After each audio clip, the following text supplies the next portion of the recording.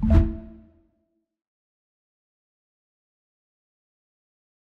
evening, everybody. Welcome to the Parent Inner Circle. My name is Gail Embt. I'm the program director, and I see some faces out there who are familiar with me and the program, and so I'm glad you're able to join this evening.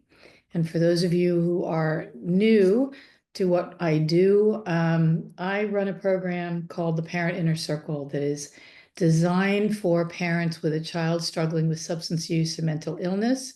And what we do is really offer you a complete surrounding of information, skill building, expert support, and feedback and opportunity to practice and grow that you really need to be able to master these things and use the skills when you're in the hot seat with your loved one. Thank you for coming tonight. We're talking about boundaries, which is something that I certainly struggled with when I was in my journey with my children. I am a parent first of two boys who were raised. They struggled with substance use and mental health illness. I was on a journey trying to figure out how to best help them.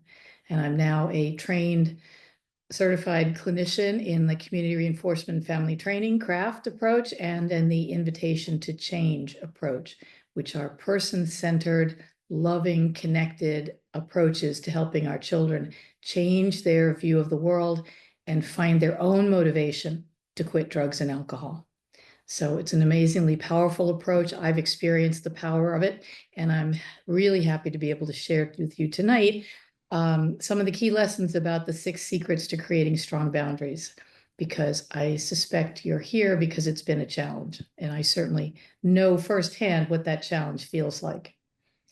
All right, let's jump in. So today, what am I going to talk about this evening? Well, I'm going to talk about, there's a lot of things we can do to set up boundaries, but as I went on learning them, and I didn't learn, I mean, there's a big difference between reading about how to create a boundary, about being a checklist of are all these things in what you're doing to give you the highest chance of success, and actually being able to do it in the moment. Excuse me. So we're going to learn some 6 key things to keep in mind that are going to give you a head start on creating a boundary that will break through their resistance and be able to be followed and addressed.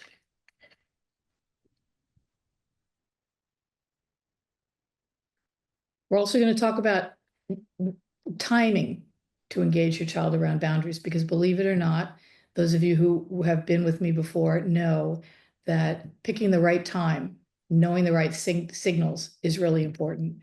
And we're going to uncover the biggest roadblock to creating effective boundaries. And it may surprise some of you what that actually is.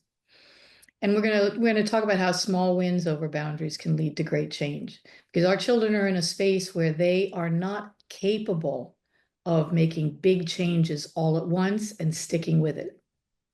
The reality is that all of us, when we're trying to make a huge change, take time to work it through, to figure out how to make it work over and over again for ourselves. And that's for those of us who aren't struggling with substance use or mental illness to cloud everything up and knock us off track. So the more we can break things down into tiny pieces and let our child experience a win with that piece, and we experience a win with that piece, the more we're going to be able to pick up speed and momentum over time and help them walk away from drugs and alcohol. There are no guarantees. I can't guarantee that using any approach, the craft approach or Al-Anon or AA or any other approach, is going to get your child off drugs, because that is not in our control. But I can promise you that using these skills, you're going to be the best you can be at connecting with your child and being there to support and unlock their own motivation to change. All right. So you see me here, I sit in front of you, my hair's reasonably well done. I actually have some makeup on, my glasses, jacket, and it's taken me years to get to this point. This is what I was when my children were struggling with substance use and mental illness. I was a mess. And we're talking tonight, I mean, I was a mess in a lot of ways, but specifically, we're talking about boundaries. My children were failing. They were failing in school. They were using drugs and alcohol. They were doing things I never dreamed they would do, that I never taught them to do, that I never thought they had the values or the beliefs to do. And our relationship had just descended into arguing and blaming and lecturing. You can't do this. You need to do something different. Stop doing it. Why are you doing this? My children became escape artists. I'm sure some of you here have experienced this, when you're in the house and you have a sense that your child is there somewhere, but they're able to come in and go out without actually ever crossing paths with you. That was the situation I was in. I had two boys who were able to do that. And I jumped in myself. I mean, I wanted to get out of this crazy space where I had no idea what to do. And I did a lot of reading. I took some classes.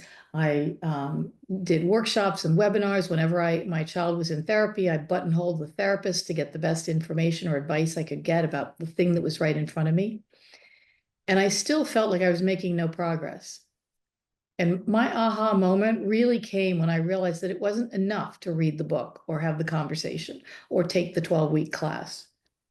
That being able to engage with my children required me to do something more.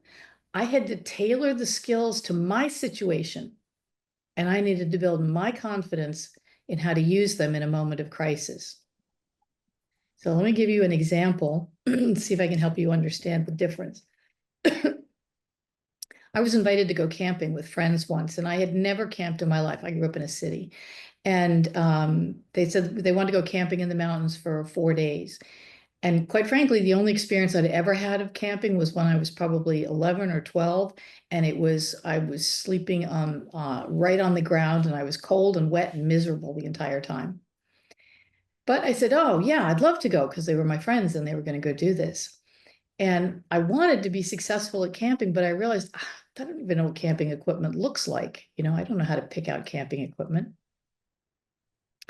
So what I did first was I Googled camping equipment, right? And I read, and I got lists and lists of stuff. And that really didn't let me know what I needed to buy and bring and put together.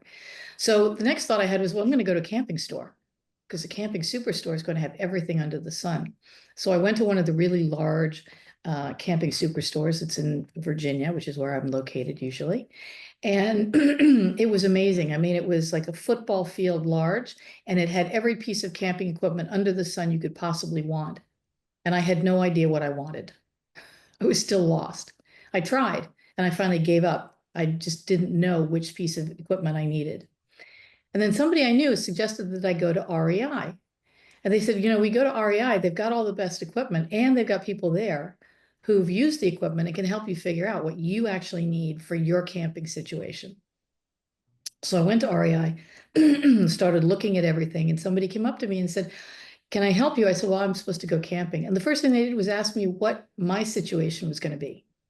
What was it going to be like? Where was I camping? Was I camping on the beach or in the mountains? Was it going to be cold or hot? Was I going to be responsible for cooking or only contributing? Right. And once we'd figured out what I needed in my experience, they then helped me to pick out the right equipment. And they even spent time showing me how to set up the tent that I ultimately ended up buying.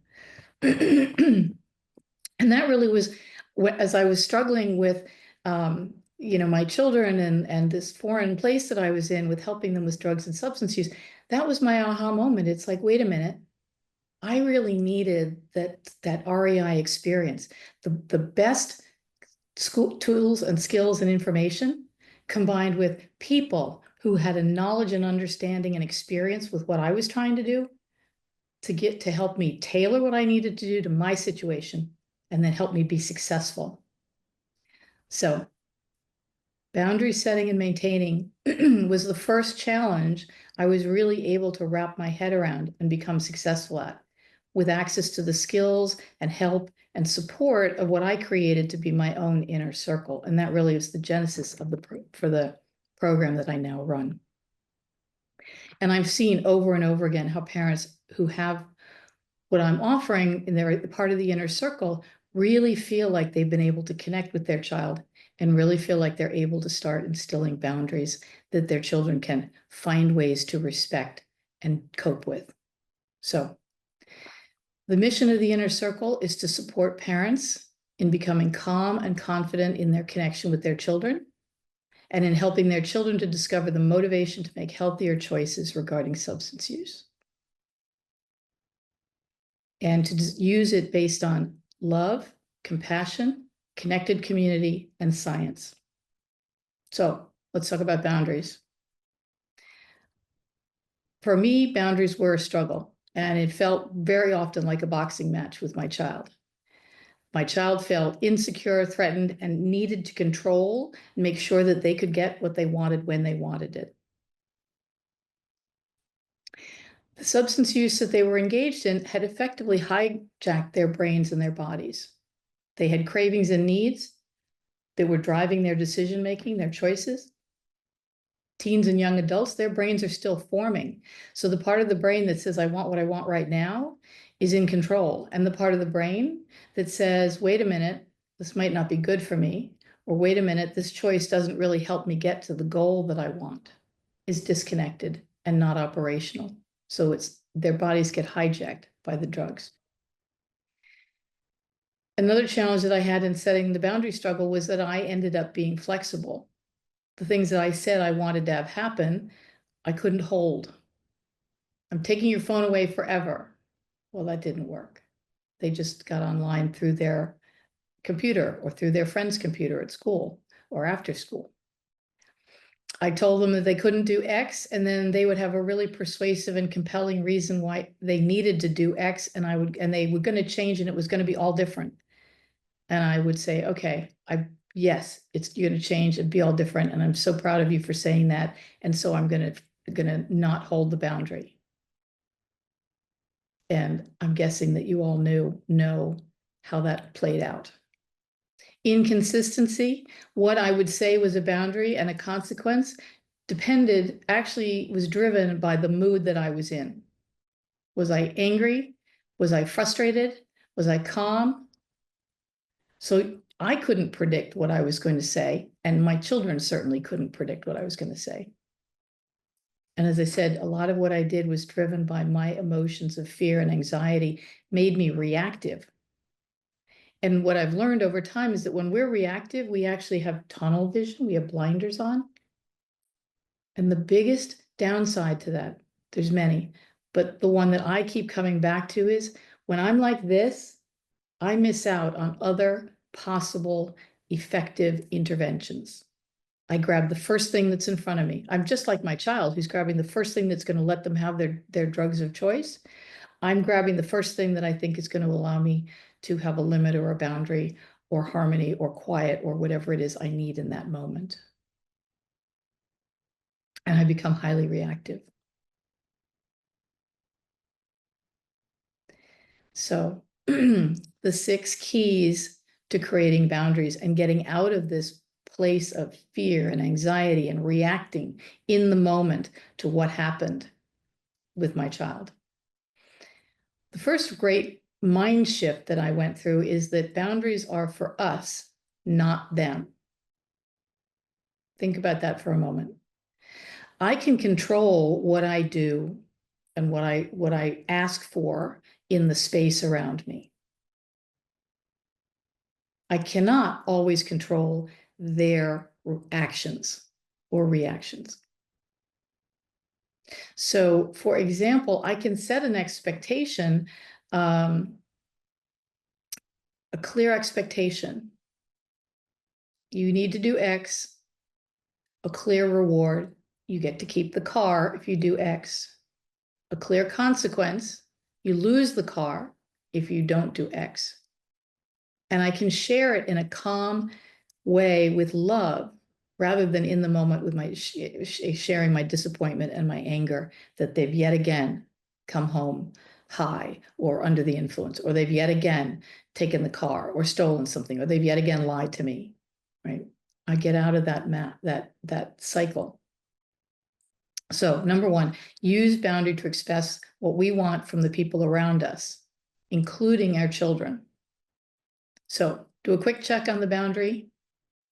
Another thing really important is that the boundaries for us, so it needs to align with my goals, my values, my need, my wants, my culture. It's really hard if we set a boundary that we internally don't agree with, even if we're doing it to meet our children's where they are. It's better if we can have that boundary be something that aligns with who we are as a human being and what we want for our family and ourselves. Is it clear and easy to understand?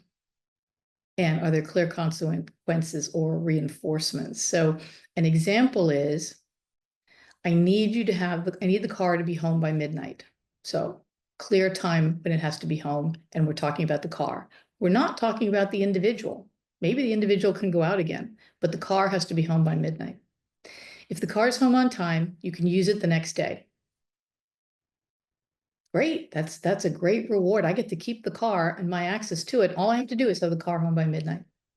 If the car's not home by midnight, there's no use of the car for 3 days. And because it's important for me to know that you are safe. I shared that boundary with love and understanding, not in anger, not as a punishment. Number 2, keep it calm. And that means keep it calm for both you and your child. Respect their red lights. We talk about red and green lights. A red light, think of a red light. A red light means stop. We know that from driving. Well, when should we stop when we're trying to do something relating to boundaries? If our child is tired, if our child's in a rush, if they're upset, if they're under the influence, if they're emotional. Why? Because in those moments, they're not able to think and hear what we're talking about. They're under the control of their emotions, or their tiredness, or their time crunch. And respecting red lights also plays for us. If I'm tired, if I'm in a rush, if I'm upset and I'm emotional, I am not going to be able to be calm in sharing a boundary or sharing a consequence with my child.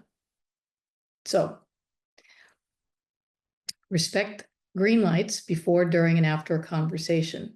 In other words, is there a red light or not? If there's a red light for you or for your child, it's better to put the conversation off for another time. And this holds true for anything you want somebody to hear. And it holds true for whether you're talking to a spouse, a child, a sibling, a colleague. When we are tired, stressed, in a rush, emotional, or upset, we don't hear well as human beings. So you want to be most successful, make sure you're calm and they're calm. So instead of, I need to talk to you right now, or you're so disrespectful, we have a hard time working through problems because we get upset and walk away. I want us to talk calmly instead of yelling. If we can't talk calmly right now, we'll try again later. Keep it calm. Really critical to getting anything across. The third part of boundaries is involve your child. When I was in the thick of it and I was stressed and upset and I was focused on my goal, which was to change them. So therefore I was going to figure out what was going to be best to change them and what was going to be most effective to get them to change. No. We know a lot. We know our children, and we're going to learn these skills, but our children have their own thoughts and priorities. And it's amazing what we learn when we involve our child in the question of boundaries. Because often they have their own idea of consequences and rewards that they're going to value. I remember one time I was talking to my son about the car issue. It was before I got as clear and crisp in exactly what we were asking him to do about the car. But I remember him saying to me, well, take the car away for a month if I don't do X. Now, as I sat and thought about that, it turns out that taking it away for a month was completely impractical, given what was going on in his life and our lives. Taking it away for 3 days, however, was manageable, which is why that's where we ended up at. But his first salvo was way more than I'd ever considered. So now if he thinks that we might take it away for a month and we tell him it's only 3 days, it can still be effective at changing behavior. And he's going to buy into it more because it's not the month that he threw out there. He's already thrown out the idea of losing access to the car. And there's going to be a little bit of relief that it's only 3 days. Oh, maybe I can manage that. Really powerful to get their buy-in. So talk about the situation, talk about what you think needs to happen, and ask your child what they would suggest. So instead of, if you smoke in your room, I'll take away your phone. Try, if you smoke in your room, what do you think the consequence should be? And then implement that if it's reasonable. But you make the decision at the end of the day. If you don't think it's reasonable, or if you don't think it's going to be effective, you can say, I think that's an interesting idea, but we're going to start with something slightly different and see how it goes. And we're going to check in with you. Somebody who asked, how do you talk to your child about boundaries? Giving them, this is how it's going to be, but we're going to have a time frame within which we check in and see how it's going, gives them an opportunity to raise objections that maybe they hadn't thought about, or maybe you hadn't thought about, gives you a chance to see how it's working for you and for them, and have a conversation about how it's going. That's a tip on how to involve your child in the boundaries. Boundary number 4, tip number 4 is make it timely and repeatable. So we had been trying for a long time.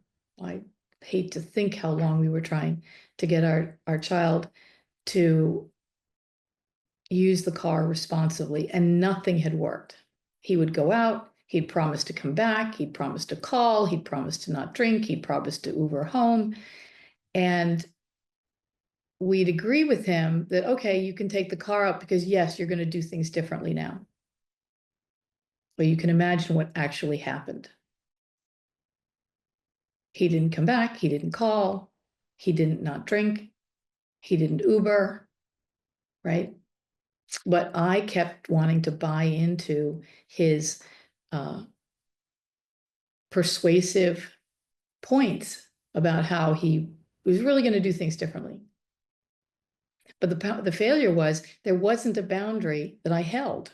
So all he had to do was persuade me that he was going to change, and I would say, okay, great, no problem. Now, the turning point with the car, and cars can be a lot of problem for a lot of people with teens and young adults, came when we looked more closely at the problem, my husband and I. And what we realized was we were having no success with the car. But what we noticed about his behavior was that up until about 10, 11, 11:30, 12 at night, he would be fine. He wouldn't be under the influence. He wouldn't be over the limit, right? But after that, things would get out of hand for him. So then we changed what we were doing to saying the car had to be back in that window when things would still be good for him. And we said, you are welcome to go out. You can Uber, you can have somebody pick you up, you can take a bike, you can walk, we don't care. We're not trying to keep you from being out right now, but we want to make sure that you're safe and the car is safe. So we looked at the problem a little differently. We narrowed down what we were trying to do and changed our goal a little bit and found amazing success.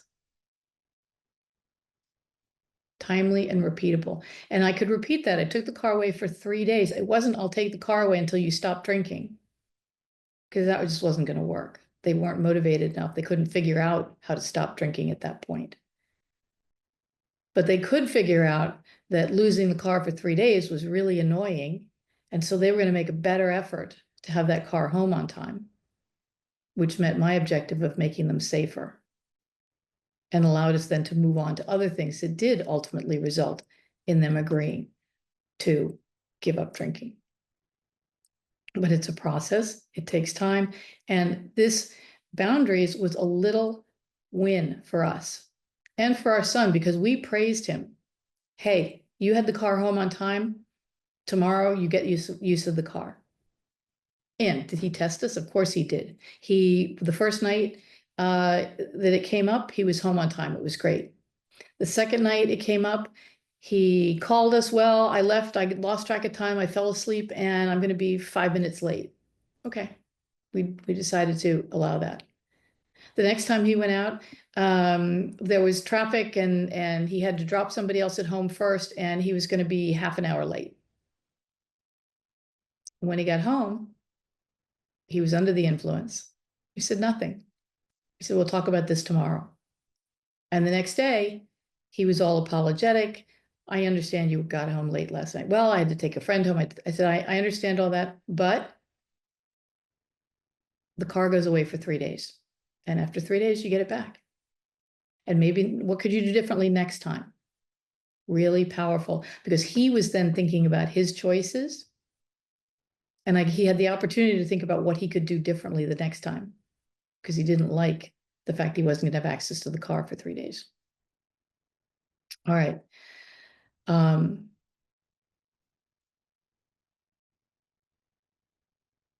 Timely and repeatable. Select a limit you are comfortable with and able to enforce on multiple occasions. We get often from our children, I need money. I need money for this. I need money for that. I need money for the other thing, right? Well, when they need money, they need a very clear, if we need to be very clear about what we're willing to do and not willing to do, that's our boundary. And we need to enforce it and be able to repeat it every time they say, I need money. I need money for rent. I need money for food. I need money for the dog. I need money for the cat. I need money to go out with my friends. I need money because I owe my friend because they paid for me the last time I went out. There's always a reason. So we had to set a limit that I was comfortable with. I know you want money, but are you really going to use it for food? If you are, then I'll give you money to tide you over because I don't want to see you go hungry. This is just another example of where you buy into what they tell us because they're very persuasive. Instead of, we've already talked about why I can't give you money when you're short before payday. What other ideas do you have to make up the shortfall? How are you going to solve this for yourself going forward? All right, consistent and clear. Clear is really important. Not, I want you home by midnight. Not, I want you home around midnight. At midnight, 11 p.m. Because you want your child to be able to identify whether or not the expectation has been met. Here's another example. Don't be under the influence when you drive home after going out. That's unclear. Don't be under, how much under the influence? Well, I was under the legal limit, so I was still fine. Is that what you meant by under the influence? So see, I can still do what I want to do. Versus be home by 10:30, really clear. You're either 10:30, they're home, 10:31 is late. And when we can say that in a calm voice and we know it's 10:30 and it's not 10:31, then it's much easier to say, and therefore, this is what's going to happen next, as we've discussed. And what would you do differently so you don't have to do this again? Many of us struggle with kids not doing well in school. And we want to offer them a reason to study, right, to do better. So we'll say things like, if you study harder for your next test, or if you study harder for your next test. What does harder mean? Does anybody know? Does anybody know whether harder has been met or not? Another approach to that might be to say, you can do your studying in the kitchen between 6 and 7 p.m. before dinner, between now and the test. And for each day that you do the studying from 6 to 7 in the kitchen, this happens. If you don't study for a day, maybe something else happens. Incentive, consequence, clear, consistent. You can apply it every single day. and you know exactly whether or not it's happened. They're either in the kitchen between 6 and 7 or they're not. And they can tell you, well, I fell asleep and then I woke up and then it was just easier for me to lie in bed and study in my room. I understand, but the agreement is in the kitchen. Really powerful. It allows us to remain calm and consistent when we are dealing with the situation. And we get out of these power struggles, the boxing gloves, the picture I had in the beginning. So instead of saying, there's no way you're getting the car tomorrow after this episode, when you drive the car after you've been using, no access to the car the next 3 days. I'm back on the car example because so many of us struggle over this issue, particularly with teens and young adults.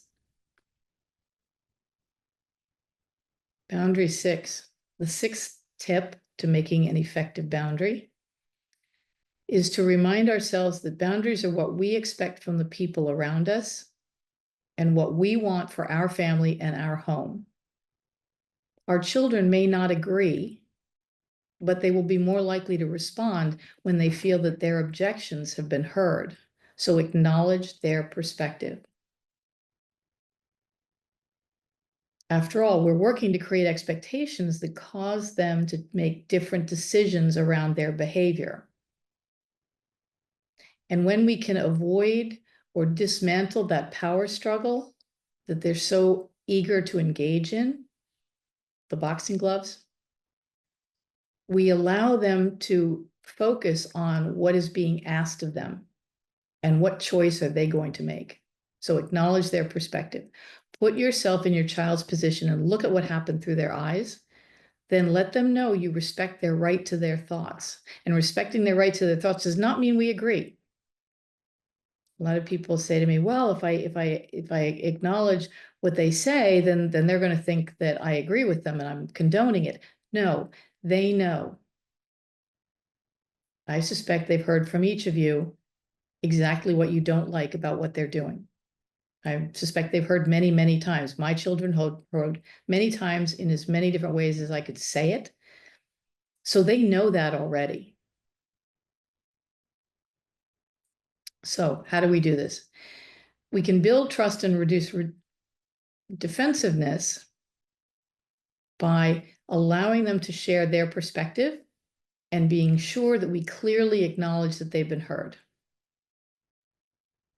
So instead of, only an idiot would think I'm okay with my money being taken, I don't care that you need money and thought I wouldn't notice, which might be the first words that come to our mouths when we find our children have been taking things from us. But a better approach is to say, I can see that it was easy just to help yourself to money when you needed it, which was your child's perspective, right? Oh, it's right there. Mom left her wallet out in the main area again, instead of taking it with her into the bedroom when she went to bed at night. Wallet's right there. She won't notice money taken out of it. So I see it was, I understand that it was easy. I'm going to keep my wallet locked in the safe from now on. And as we discussed, I will not be making you dinner for the next 3 days. So I'm going to do things differently. I know you thought it was easy. Here's what I'm going to do in response. I'm going to do some things differently. And the agreement was that if there was money missing from my wallet, I wouldn't make you dinner.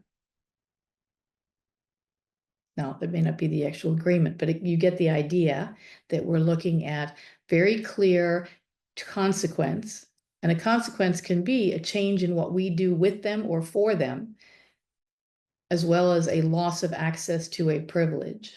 And remember that anything we have provided them is a privilege. They don't see it that way. They see it as their right. They see it as they've always had it. But the reality is, as their parents, when we give something to somebody, it's a privilege for the other person to receive it, whether they're a guest in our home, a friend who we're going over to a house party, or our child. So we have different ways. Acknowledge their perspective. And now I'm going to talk on, I said this is the 6 keys to success, to strong boundaries, and it is. But there's one more hidden boundary or barrier that a lot of us struggle with. And I've touched on it already.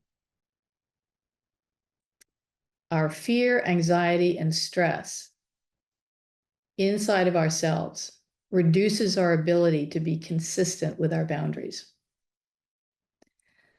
So a hidden barrier we want to overcome is to recognize when our emotions are barriers to holding a boundary or creating a boundary, and work on mastering those emotions. We can do it.